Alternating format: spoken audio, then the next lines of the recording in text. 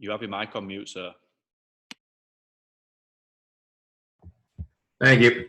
Thank you, Javon. Now I'm recording.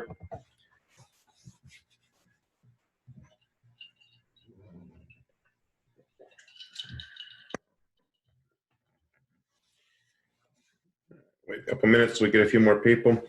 Have you been getting nasty grams from the computer science department saying they want you to fill out this eval tools FCAR survey? Does that sound familiar to anybody? Emails that are asking you to fill out a survey for eval tools? No. No? All right. Kind of watch your email. I don't know. I've been getting all these emails from the dean and from other people that are like, your students aren't filling out these surveys, but I don't know if you're actually getting the surveys or not, but they're from eval tools. And if you do get them, if you would fill them out, they will just keep hounding you until you do.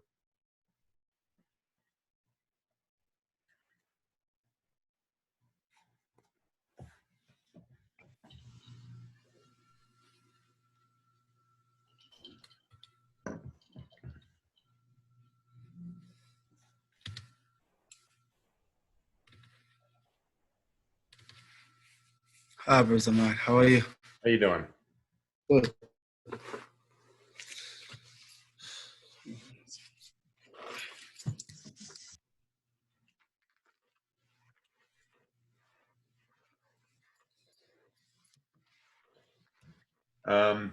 I think I am caught up now. I haven't put the grades in for the fourth assignment, the what's a good database look like, but I should be, everyone who's sent me Bitburner, there's like 4 of you that just sent me stuff in the last couple hours, but through this morning, I should have everyone's grades up to date. So if that's not true, please send me an email and let me know, but I think I'm caught up at this point, other than this last assignment, which I'll put in over the weekend. All right, so kind of bring up the notes that we were talking about.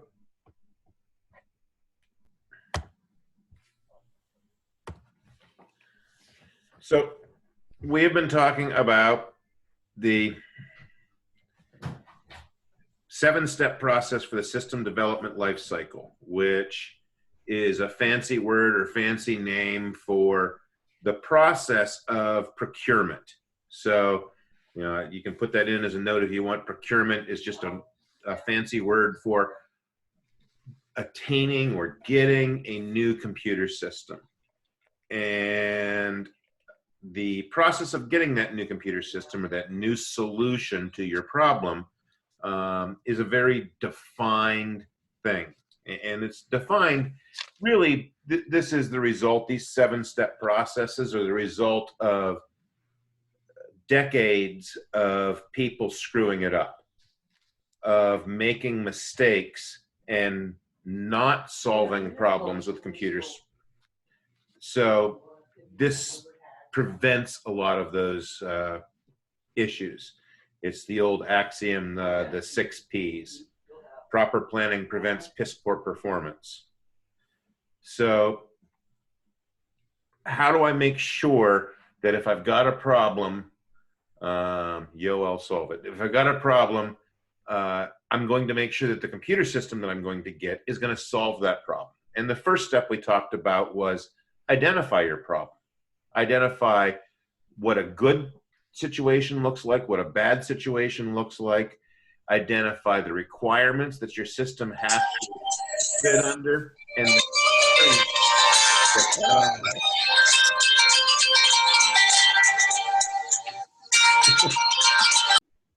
there we go. And the constraints under which you can't do, things you can't do. And constraints are often time and money, but they can be beyond time and money. So beyond the most common constraints are time and money, But other constraints include technology constraints. And part of the identifying the requirements or identifying the problem is it kind of bleeds into the next thing, which you don't want to start generating ideas at this point. You don't want to start saying this is a solution, that is a solution. You're just identifying the problem. But as you're identifying the problem, one of the things that comes as a piece of that kind of goes with the solution, and that is any solution that's computer science is some blend of hardware and software. So it goes back to the very beginning of class where we say things are hardware or software. So as you're identifying the problem, my problem is my software doesn't manage payroll very well. My software doesn't allow for me to manage my human resources to determine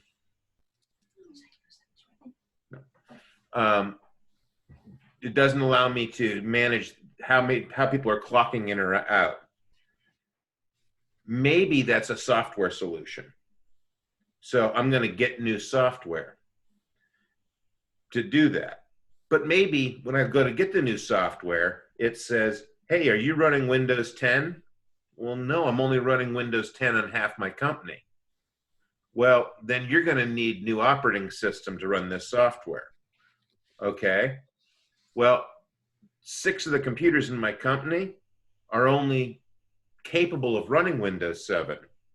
So now I need new hardware to run the new software. So you're going to start looking at, is this a hardware or software solution? And those two things are often blended together. So, right now we're using a clock system. Everyone's got a clock in. But we're going to get a new point of sale system. And we're going to have people clock in at the cash registers. Now you're looking at both hardware and software. So we've identified the requirements, we've identified the problem. Now we're going to translate the requirements into design. And once we translate that requirement into the design, how does that work? Let's see this. I got this in my notes.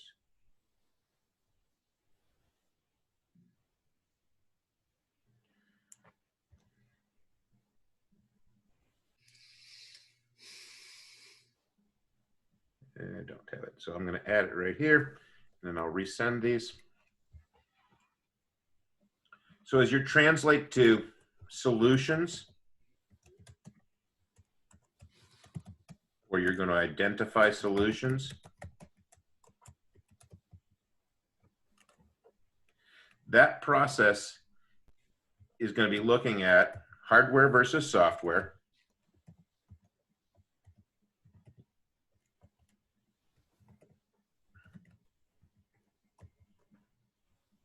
Often a blend of both.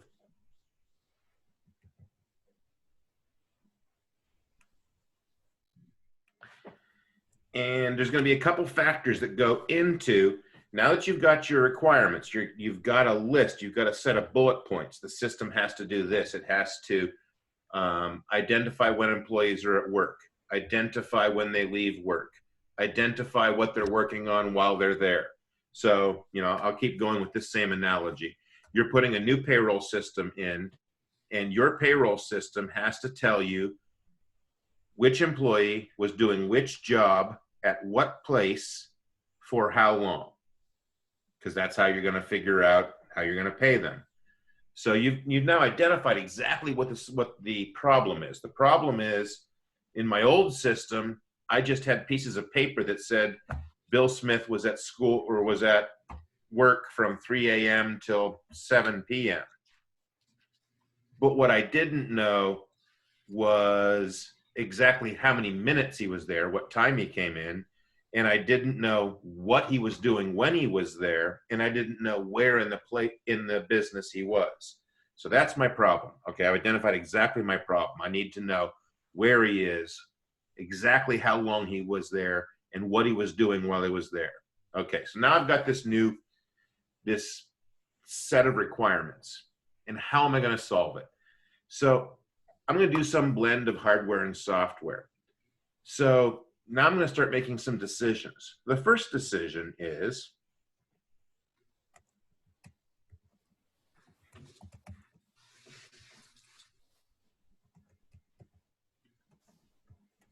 the buy versus make decision. And this decision is not as big a deal for non-mega corporations. If you're working at a company that has 80, 100, 150 employees, your decision is 90% of the time buy. You're going to buy software, you're going to buy hardware, and you're going to go that route.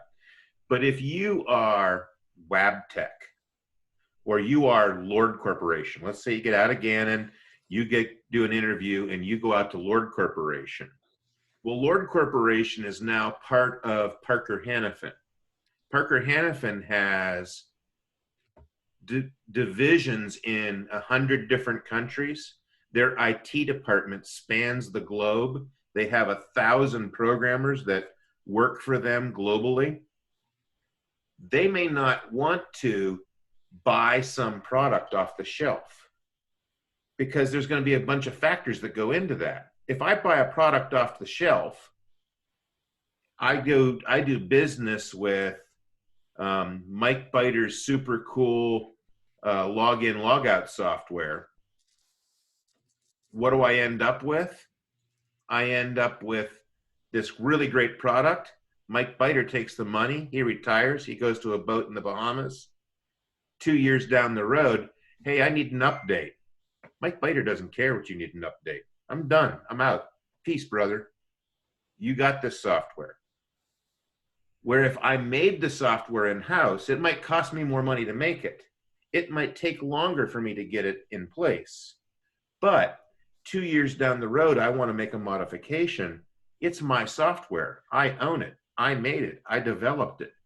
So there's a lot of upsides to making software versus buying software. Depending on how involved you are in this process, you're going to make a list of all those upsides and downsides of buy versus make. So once you make that decision of buy versus make, if you decide to make it, you're going to look at ROI. What does ROI stand for? Open question. Say that again. ROI, the acronym ROI should be return on investment, exactly. So lots of your business classes talk on this. So I'm going to solve my problem with a make decision. Then I need to know how much is it going to cost me to make that? And then once I spend that much time in resources to make it, if it costs me $10,000 to make that piece of software, how long will that software have to run before I make $10,000 back? So I'm looking at the ROI. And you look at ROI on both buy versus make.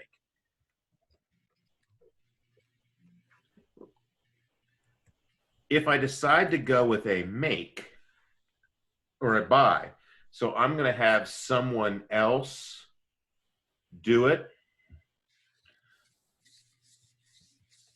I'm going to put out an RFP.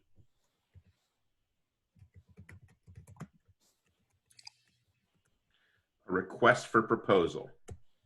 And this is, again, you probably aren't going to do an official request for proposal if you're buying some software to run your 5-person medical office or your 6-person auto body shop. But if you are going to be running auto body software for an auto company that has 6 different dealerships in 2 states, then yeah, you're going to put an RFP out. You're going to say, here's my problem. You're going to identify your problem to 5 different vendors. and you're going to ask them to tell you how they're going to solve your problem. You're going to look in that RFP for what's my hardware cost, what's my software cost, what's my implementation cost, how long till I'm up and running, what is my what information do I have as far as service after the sale. So, you know, if I have problems or I need modifications to the hardware or software, what's involved with that, and all of that's going to go into your RFP. Does that make sense so far? Nope.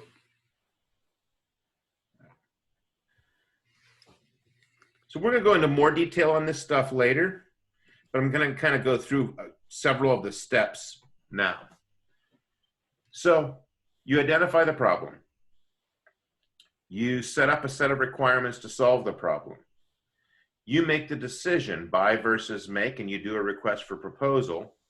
And now you have a solution. Somebody says, here's the solution to your inventory problem, or here's the solution to your shipping problem. Whatever problem you have, you've now identified how you're going to solve it. The next step is get it to run. So hopefully you guys did some reading, and now is the point where a couple different people tell me what are some different ways that you can implement your solution.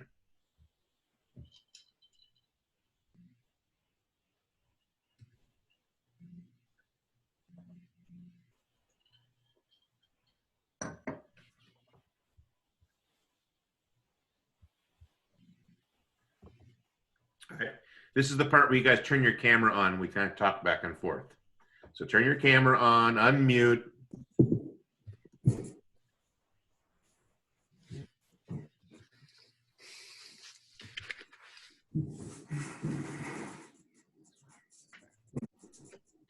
So I've got a solution. Here's my solution. I'm going to buy a number 9 widget, and I'm going to install it on everybody's computer, and that's the solution.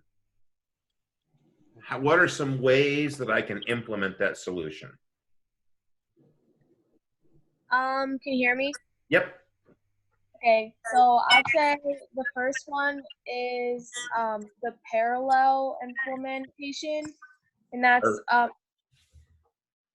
that's running the new solution while I think the old one is still in place.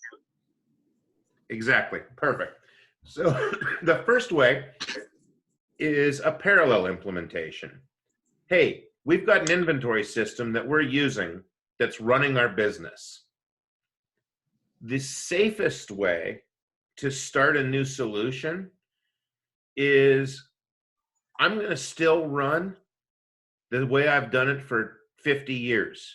This company's been here for 50 years shipping whatever we ship, and we've been keeping inventory for 50 years, and we're still in business. What I don't want to do, what every 55-year-old in the world and older is going to say to you is, hell to the no, I'm not switching over to your newfangled system and have this 200-person company go in the crapper. I don't trust this newfangled stuff. I don't understand this newfangled stuff. I don't want to deal with this newfangled stuff. So before I turn this company over, you show me it works. That's a parallel implementation. All right, we're going to still run it the way we've always run it.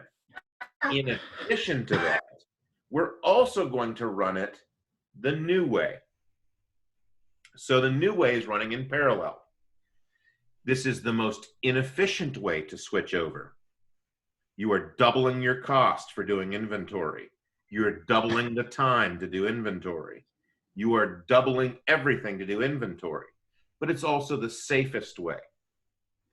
So a parallel implementation is the longest, slowest, and most expensive way to implement a new solution, but it is also the safest way. You're running it in parallel. Let's see if it works. Then once we've been running it in parallel for 2 months and everyone says, wow, it's so much easier to do it the new way than it is the old way, then we'll phase out the old way. What's another way I can do an implementation besides parallel?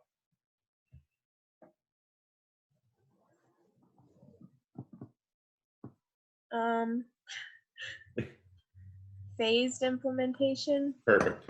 See, the rest of you can also read off the same document that I already sent you. So a phased implementation. Phased implementation basically says, hey, I'm going to do this implementation, but I'm going to do it in stages.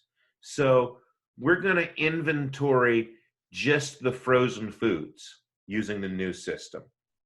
We're going to run it in stages. And then once frozen foods is up, then we'll add in all the canned goods and we'll inventory those with the new system. So that piece by piece, the new system takes over the old system. It is right in between the parallel implementation, which is the slowest, hardest, and a direct implementation is a phased implementation. Takes a little longer than a direct implementation, but the upside is you can work out the bugs, figure out exactly what's going right and wrong, and then scale it. So a lot of times when you do an implementation, a big piece of that is training your staff. Well, I can't have everybody in my warehouse learn this system on Tuesday. You know why? Because I can't have everyone in my warehouse not work on Tuesday, right? They're essential workers. They are shipping goods. If I have them all learning the new system, nobody's shipping goods. So I need a phased implementation so that 1/3 or 1/6 of my staff can learn it each week. And then in 6 weeks, everyone knows the new system and we roll over. All right, someone besides Nadia or Kimura, somebody else tell me what the last implementation is.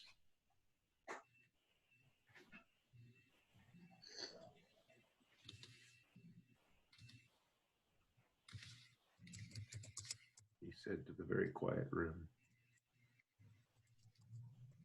Come on, Faisal, what's the last implementation? It's on the document. We said there's a parallel implementation, a phased implementation. What's the last implementation?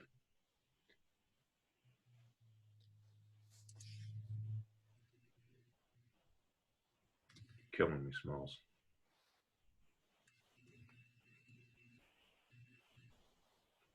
Nobody, huh? All right, Nadia, what is it? Direct. Direct implementation. Direct implementation is what I call rip the Band-Aid off, right? So the direct implementation is yesterday, everyone was writing down inventory on pieces of paper, turning the paper into Sheila in accounting, and she was entering them into a computer.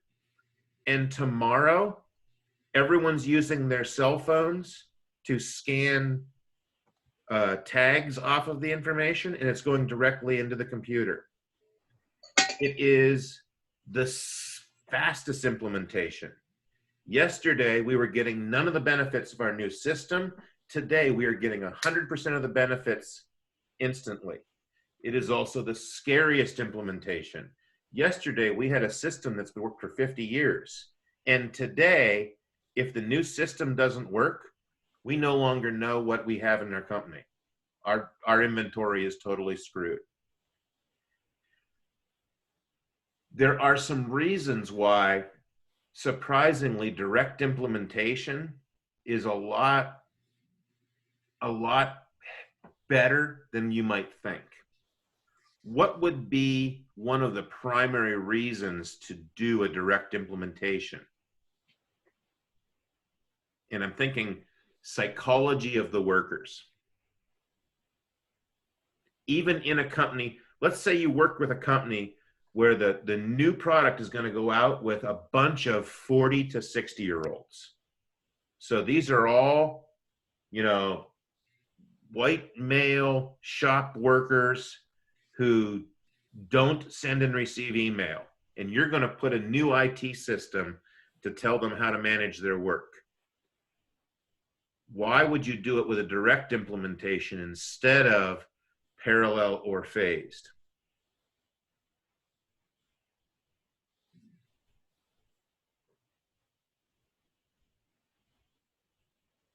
I don't know if this is right, but like, could it be just like to force people to like change so they're not like, oh, I like this one better, I don't want to do that? Exactly so. If you give them a life raft, they're going to tell you a million reasons why this sucks. I'm going to call everybody in the company to tell them, Nadia made me do this, but it sucks. I hate it. I like the way we always used to do it. This sucks, this sucks, this sucks. But if you rip the Band-Aid off and you give them no choice, then, well, yes, you're still going to get a week of this sucks. But in week 2, because there's no other system to fall back on, they're going to be forced to learn the new system. And then in week 3, oh, that Nadia, she's not quite so bad. This isn't as horrible as I thought. And then in week 5, everyone's buying Nadia candy because the new system is, in fact, 3 times more efficient than the old system, and they have all kinds of extra time. It's a tried and true story. People will submarine new IT technology because they hate change. Nobody likes change. Everyone likes the way it is. Nobody likes the new way. So direct implementation is used a lot more often than you might think for that very reason, because whenever you change an IT system in a company, you're going to get those that resist the change. If you do things in parallel or you do things phased, that resistance has time to build. And you end up with people saying, I hate this new system, we need to pick some other system. And what they mean by I pick some other system is, I don't want to change from the system I'm on now. So I submarine this one, and then next year I'll submarine the next one. So parallel, super safe. If your company will go down, if this system goes down, you probably want to bring it in parallel. Because what you don't want is to switch over to the new system and you no longer can do business. Phased, especially with implementation that requires a lot of training or is going to take a lot of cost to change over, phased lets you bring that in over time. And direct implementation, rip the Band-Aid off, everything all at once. It is the way to overcome resistance to change. Make sense so far? Yeah. Thumbs up? How about some thumbs up? Reaction? Yep. Yeah. All right. So we'll do another class. I talked to the dean about the final, and long story short, they want me to give the final when they tell me to give the final on the final schedule. So that is exactly what I'm going to do. So the Gannon final schedule will determine when our final is. So we will give our final when they tell us to give our final, and it will be during that final time. So next week, we're going to be finishing up the software development lifecycle and system development lifecycle. We'll do one quick little assignment. Then we'll have a couple classes of review. And then finals week will be the final. I have a question. Yes. When is the final week? Let's see what that date is. Anybody know what the date of finals week is? I think it's the. Yeah. Isn't next week the last week of classes? Yes. So Like we have 2 more classes left. we have 2 more classes left. Okay. So I guess that's it. So Tuesday will be finishing up software development lifecycle. I thought we had 3 more, but I guess we have 2 more. So Tuesday will be finishing up software development lifecycle. Thursday will be review for the final, and then the next week is the final. So when you gonna give us the final? It will be the week of May 4th, and I haven't looked. I'll send an email. I haven't looked at the Gannon website. But whatever Gannon tells me your time for your class is, that's when the final will be. So I'll put the final up just like we did the other finals or the other tests. It will be a Blackboard test, and it will be open during the time of the final. Okay. That makes sense?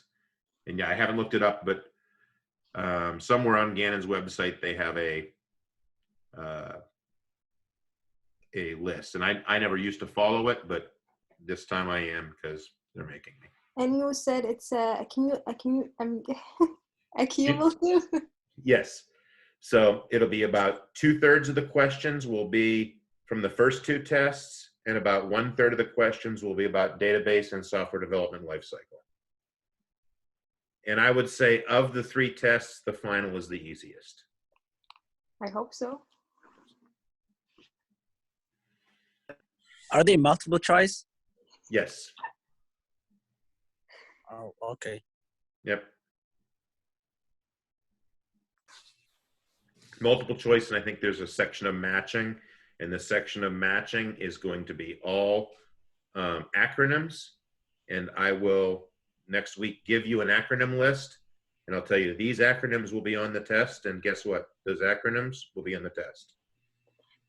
And I have a question. So like the ByteBurner assignment and then the assignments are both due next week, the 28th. Yes, so the BitBurner is due by next Thursday. Okay. Yep. And that's the only assignment. There will be no more assignments, it's just the final. Yeah, you said There is 2 assignments left. there is a 4th assignment, you said. The first assignment was the Got It. The second assignment was COVID. Yes. The third assignment was the tables. Yes. And the fourth assignment is the what does a good database look like? Yes. And when is All the that? assignments are already out. No more new assignments. I've graded the first 3. I haven't graded the 4th one yet. The 4th one, when was it due? Thursday. Today. Was it today? Due 28th. Yeah. Oh, wow. What about the one that's due 28th? It's the ByteBurner. That's the That's BitBurner. Yeah. Oh, okay. Professor Vero, Yeah. you don't have a secret chat. You mean a private chat? Yeah, a private chat. Like if a student wants to chat with another student, Oh, I'm not allow that. yeah, you did not allow that. Let's see. I don't see the setting security.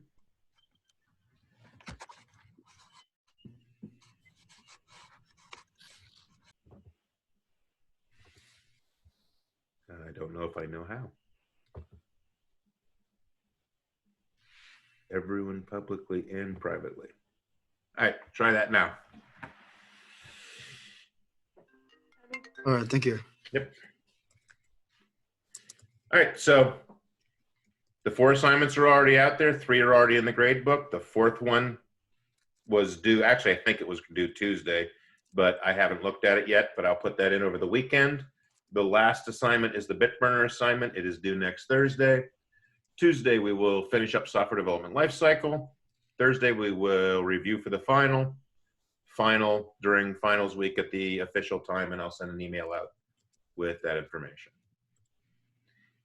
Any other questions for the good of the order? Nope. All right, I'll stay on for a few minutes. If anyone has individual questions, let me know. And have a nice weekend. Thank you.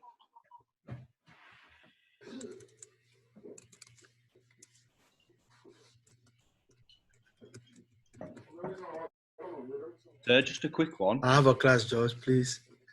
Yes, good, Chandler. So I've got the 4 assignments is the web assignment. Is that one? The Got It is the first one, just an email that says Got It. All right, that's right. Yeah, and then it's the BitBurner and then the database. Nope, not the BitBurner.